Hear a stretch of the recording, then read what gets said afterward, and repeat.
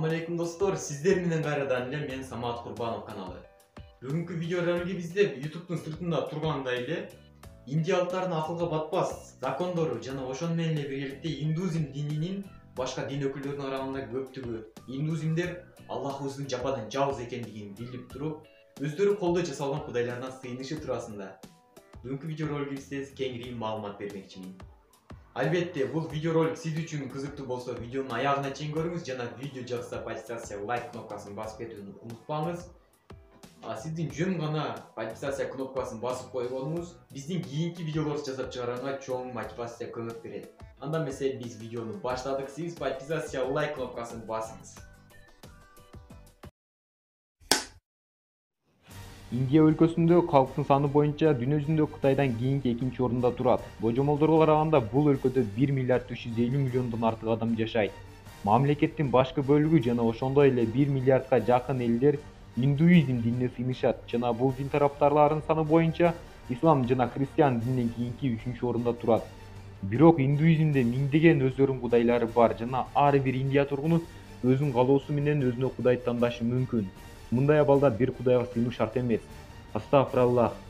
Индуизмде үрп-адаттарга көрө өлгөн адамдын жакындары сөөктүн алдында эзе алышат. Өлүмдөн кийин рух өзүнүн милдетин улантышына жана жаңы денеде кайра тирилишине ишенишет. Бирок алардын кайра туулушу амалга ашышы үчүн маркумду туура көмүү керек. Маркумдун денеси отто күйүп кеткенден соң үй бүлөнүн эң чоң уулусуна маркумдун күлү ишенип тапшырылат. Жана кийинчерээк ал күлдү деңизге же океанга алып барып төгүп салуусу керек болот. Маркумдун жаназасына эч ким ыйлабайт, тескерисинче кубаны күлү менен экинчи дүйнөгө узатып коет. Ушуну менен бирге Индиянын Варанаси деген шаар болуп, ал индтер үчүн ыйык шаарлардын бири болуп эсептелинет. Уламыштар боюнча илгери кудай Шива тараптан 5000 жыл алдын бул шаар курулган. Ушул себептен Варанаси Индиянын эң белгилүү сыйынуучу жерлердин бири болуп, индуизмдин 7 ыйык шаарларынын биридир. Бул шаардын борбору Ганг дарыясы жеги менен биригип, ушул себептен Ганг дарыясын ыйык деп эсептешет. Бир көз карашта Ганг дарыясын карасаң, кимдир бирөө суу ичип, кимдир бирөөсү жуунуп, бирөөсү чач алып жаткан болот. Бирок маани берип карасаңыз, бул дарыя крематор кабырына окшойт. Себеби дарыяда күнүнө 200дөн 400гө чейин маркумдардын денеси жагылып келет. Мунун себеби болсо, индтер Ганг дарыясынын жегинде күтүрүлгөн ар кандай адамдын бул дарыя суу кийинки жашоосуна тазалайт деп ишенишет.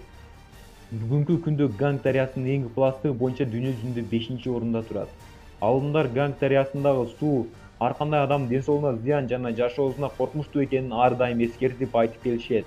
Бирок индиялыктар тескерисинче бул сууну сыймыктануу менен ичишет жана сыйлап келет. Дагы башка маалыматтарга карасак, Индияда уй ыйык жаныбар болуп эсептелет жана негизи уйга индиялыктар жана жайназилер сыйынат. Ушул себептен Индияда уйларды союу Индиянын Керема жана Венгриядан тышкары бардык жеринде тыюу салынган. Жана Индияда индуизмден тышкары вегетариандар да аябагандай көп санды түзөт. Бул өлкөдө вегетариандардын сыйынуучулары буддизм дини күчтүү таркалуу убагында кенен таркаган. Вегетариандар ким деп суроо пайда болсо, алардын үрп-адаттары бардык тирүү жандарды урматтап сыйлоо туурасында ойлор өкүм сүрөт. Жана алардын ар кандай тирүү жандыктын эттерин пайдаланбоо керек деген ою келип чыгат.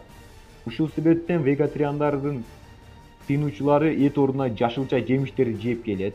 Кээ бир вегетариандардын оюнуна караганда, кимдир бирөө үрп-адатка өзүн багыштамакчы болсо, эң эле биринчи жүрөгүнөн ташпоорлуктарды чыгарып салып, андан кийин бул динин кийинки комго улантып берүү болот.